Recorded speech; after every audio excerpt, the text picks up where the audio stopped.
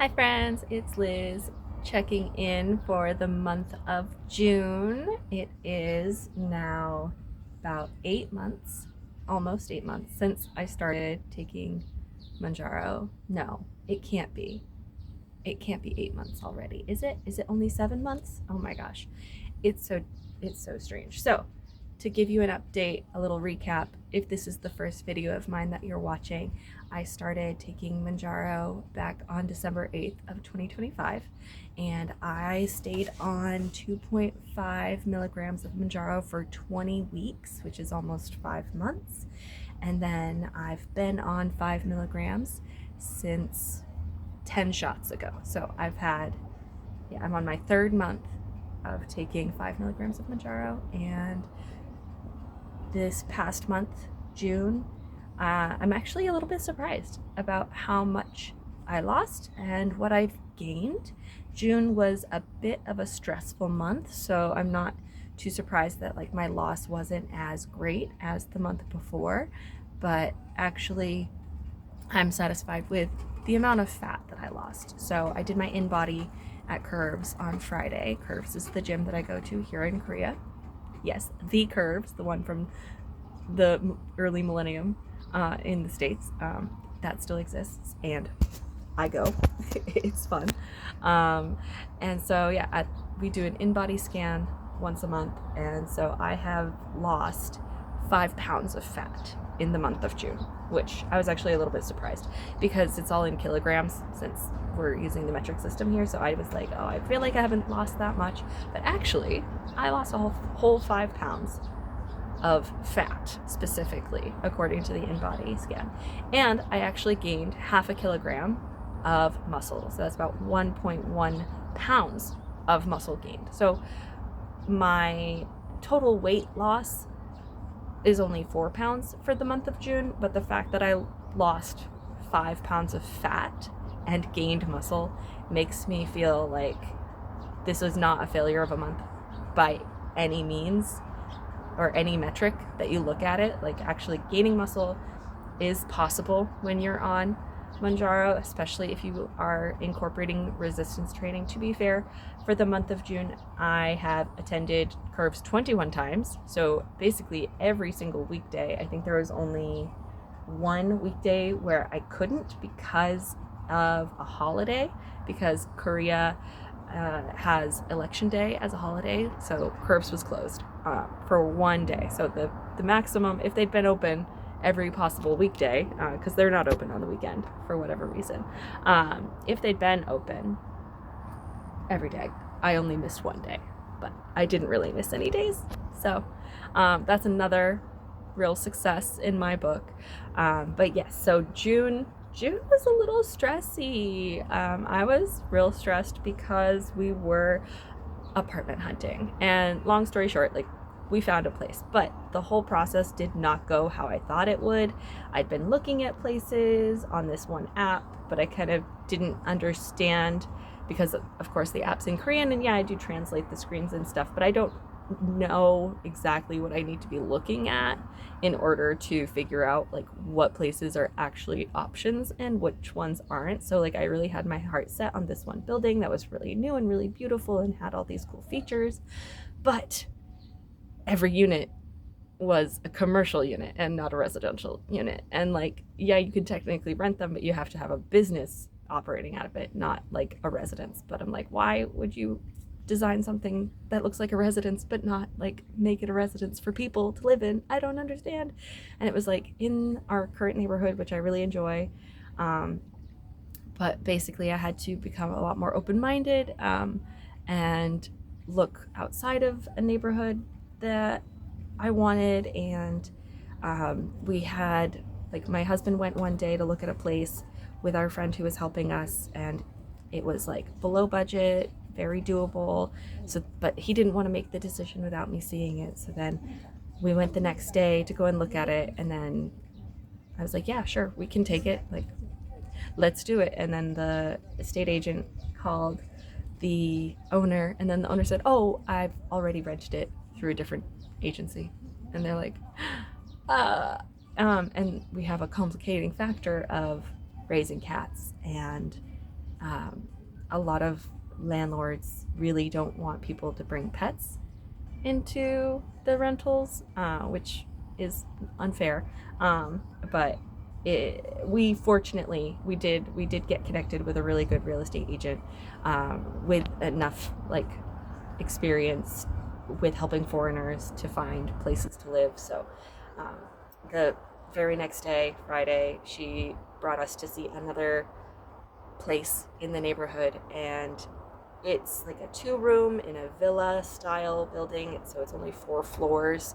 um, which I actually really liked the idea of living in a villa. I just wasn't sure that that was going to be much of an option out here, but I downloaded a different app, and then that's how I realized, like, okay, so this app is only good for commercial stuff, and then this app is actually better for residential stuff. So I figured out a lot through all this stressful situations, but I was just like really worried that we weren't going to find a place, because it was so hard to find somebody that said okay to cats, like the no pets thing. Oh, so stressful, so stressful. It's like, we can't become homeless, we can't, it's not an option. But yeah, I should have, you know, it's just hard. It's just hard when you're type A control freak about certain things, and living situation is one of those, to be kind of control. It's like, it's really hard to just be, oh, you know, when it'll happen when it happens. No, like, we've got a deadline. To be fair, our deadline is August, end of August, but we're actually going to move towards the beginning of August, just so we get settled before I change jobs. And we're going to have to buy bicycles because of where we're located. The bus situation is a little inconvenient. So yeah, we're gonna need our own wheels. So that'll be fun. So yeah, I'll be getting a lot more cardio in. Although the bike ride's not that long. To my new job, my current job, it'll be a slightly longer bike ride uphill. So yeah, that's gonna be a good workout for the month of August. But after that, I'm figuring out my bike route to my new job. I'll have time to do that because we'll have weekends free, so I can learn the new neighborhood and explore. And my husband's already been doing some scouting around to figure things out. So yeah, we paid the deposit, well, the initial deposit, and then later we have to pay another deposit, and I have to do this like registering thing online, which I don't fully understand why I need to do it, or what parts I need to. I got through like 1/3 of it, and then I was like, wait, why am I doing this stuff about the leasee? I don't understand anything. So yeah, it's not entirely stress-free at this point, even after having rented the apartment, or at least put the initial 10% deposit down, to reserve it. And yeah, I mean, it's a great place. We've got a bedroom, an office, living room, kitchen, open space, bathroom naturally, and a massive terrace. Like, that's ours. Slightly awkward is that the laundry is like in a closet off of the terrace. You have to go out onto the terrace and then around the corner to this little like tiny room for the washing machine, but that's not like super inconvenient. And since there is a huge terrace, like, we can have sun-dried sheets. How nice is that? Yeah, so I'm really looking forward to moving. And in Korea, the moving service is very affordable, and you also don't have to do any packing. They will do it all for you. I managed to find a full service moving company that will do it all for like 365,000 won, which is less than the cost of 1 month's supply of 5 milligrams Mounjaro. So it's a bargain. Oh my gosh, yeah. Oh, but there's so much like talk in the news about these medications right now, because I guess a lot of Koreans have been going to Japan and then bringing the Mounjaro back from Japan, because it is like 60 to 75% cheaper in Japan to buy these things because it is covered by the national health insurance in Japan. So instead of like arresting people or charging them or fining them for importing Mounjaro, which is legal in Korea, like bringing it back from Japan, like these smuggling rings or whatever, instead of like penalizing people for doing that, like the more sensible thing would be for Korean national health insurance to start covering this medication because it is so beneficial to people with chronic progressive disease like obesity, obviously. So maybe the cost will decrease. And yeah, but yeah, I was looking at what the 7.5 milligrams would be. I don't think I'm ready to increase to that yet because I still have really good appetite suppression, and managing the food noise is still really good on the 5 milligrams. I've got 2 more shots left in my current batch, but I will be seeing the doctor next week.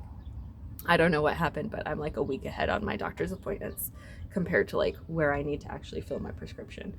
But anyway, it's fine. So yeah, I think I'm probably gonna do at least 1 more month on 5 milligrams, and if like by the end of, yeah, by the time I'm seeing my doctor in August, I guess I'll decide. Yeah, I'll decide then whether I want to increase to the 7.5 milligrams. But the cost goes so much higher for the 7.5 milligrams. Even going to like the cheapest pharmacy in the neighborhood. So yeah, I don't know. It kind of makes me almost want to say like, hey, maybe I should just switch over to Wegovy instead, because the cost for that is much. It's no, even the highest dose is a lot lower than the lowest dose of Mounjaro. But I don't know that Wegovy will be as effective for me as far as like reducing food noise and all of that. And also, I know that some people have worse side effects on Wegovy, like the nausea, which I haven't really experienced nausea. I mean, I was a little feeling a little funky yesterday, but I think it has more to do with how I'd eaten on the weekend, which was a lot of meat, like duck and pork belly and rotisserie chicken. Oh my god. Well, it's also I'm on my period, so all weekend long I was just like I need meat. I need meat. So I ate a lot of meat and not a lot of vegetables, and so maybe, and some of it was kind of greasy, so maybe that's why I was feeling a little blah yesterday after taking my shot. But it's okay. I'm feeling fine now. I think I'm gonna get back on track with my eating, and I expect that we'll have another good week ahead.